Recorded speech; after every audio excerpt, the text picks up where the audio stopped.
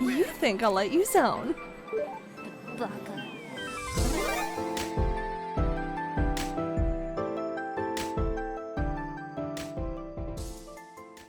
Well, that was something, wasn't it? The Xbox Developer Direct wasn't what everyone hoped for. It wasn't what I hoped for the most, but I was surprised about games that were being released in the first quarter of 2025, and Ninja Gaiden 4 that will be released in 2025, probably quarter 4. There were only 4 games that were talked about that were known, and a 5th secret game by a legendary studio, which technically wasn't true, but a remake on Unreal Engine 5. First up was Ninja Gaiden 4 that is being developed by what is left of Platinum Games, where the story takes place right after 3, but this time around you're in the role of a rival ninja clan member, Yakumo, as he navigates a cyberpunk Tokyo in chaos. But don't worry, as Ryu will also be playable, but will be an obstacle for Yakumo to get stronger from their encounters.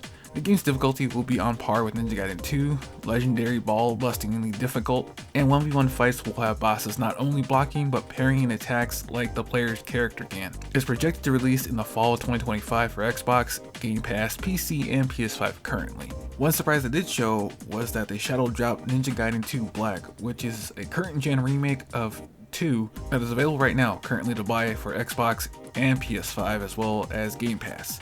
The remake will retain everything from the original as well as difficulty and lots of gore. The next game they talked about that really intrigued me was South of Midnight, being developed by Compulsion Games, takes you on an adventure through the southern folklore through the lens of gothic fantasy, where players take the role of Hazel, where she is in search of her mother after a powerful hurricane. She finds out she comes from a family of weavers, beings who can see things connected from one world to the next. South of Midnight is an action-adventure game where through Hazel's travels, she's able to use threads to help the beings she finds that are being tormented like a giant fish named Catfish, or destroy monsters by unraveling them. Hazel will have pretty big skill tree and abilities that the player will have the opportunity to make a loadout that best fits their playstyle, because it won't just be one-on-one fights, as Hazel will have to juggle grouped enemies as well. If you're wondering why it looked like it was stuttering, well, it's the animation style, as it takes cues from stop motion. I'm just a sucker for these types of dark fantasy stories, but I was also kind of iffy on it. Is this game even optimized yet without it skipping? But no, it's just the animation style. But this will be out April 8th on Xbox and PC so far. I'll keep an eye on this to see if this is worth my time. After that was a game that I was really surprised by the options as it gave for the player. It was Clair Obscur Expedition 33 by Sandfall Interactive, where it's a merging of classic turn-based mechanics with the movement of action games like dodging or parrying. If you can't handle the action gameplay, then you can plan your moves with extra items and such, which is now normal when certain players expect a definitive playstyle with the game. The story is set in 19th century fantasy France. Sandfall has also stated that every party member you unlock through the story will be viable, and there won't be a few strats that are the most optimal, as there are over a multitude of abilities for a party member to have and over 100 substats to choose from that go to a character or can be added to gear for said character. This is the part that what caught me, the amount of choice for an RPG during battle. They also have overworld travel. That's right, you can travel the map when you leave an area, which is cool to see. I might get it, but Expedition 33 releases April 24th on Xbox, Games Pass, PC, and PS5. Then there was Doom: The Dark Ages, a prequel to 2016 Doom, so it's a perfect entry point for new players who haven't played any of the previous games. It talked about the new gameplay style in this one. In Doom 2016, it was run and gun. In Doom Eternal, it was jump and shoot, which didn't feel like Doom to most. And in Doom: The Dark Ages, it's stand and fight.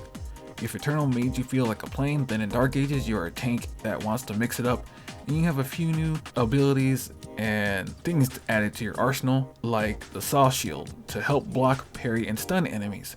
Along with that, you'll have 3 different melee weapons to choose from, like a flail, a mace, and an axe to help you find an attack style that fits you. There will also be tons of guns to collect and upgrades. And that's not all, as levels will be an open area that allows you to go at your own pace and challenge things like dungeons and open area bosses when you think you're ready. There'll also be more things to do this time around, like fighting giant demons in your own battle mech, or flying around in your own dragon mount with turret guns attached. It also showed the difficulty sliders for numerous things in the game, so you can play your way without getting frustrated that you can't beat a certain part of the game. Doom: The Dark Ages will come out May 15th on Xbox Games Pass, PC, and PS5. The whole direct was pretty good as they only showed games that were primarily releasing Q1, except for Ninja Gaiden 4, which is fall 2025 release, which could be pushed back if production has a problem. If you ask me which games I was hyped for this year for Xbox Developer Direct, they would be South of Midnight first, Expedition 33 second, then Doom: The Dark Ages third. But unfortunately, I have no desire to play Ninja Gaiden 4 by Platinum Games because I don't like ball-bustingly hard games. What games are you excited to play? Tell me about it in the comments below. With that being said, stay gold, and I'll see you guys in the next video.